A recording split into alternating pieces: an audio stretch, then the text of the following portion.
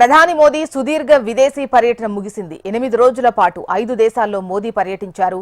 Ghana, Trinidad Tobago, Argentina, Brazil, Namibia దేశాల్లో ఆయన పర్యటించి పలు కీలక ఒప్పందాలు కుదుర్చుకున్నారు. నమీబియా పర్యటనతో ఆయన విదేశీ టూర్ ముగిసింది. దీంతో ఆయన ఢిల్లీకి చేరుకున్నారు.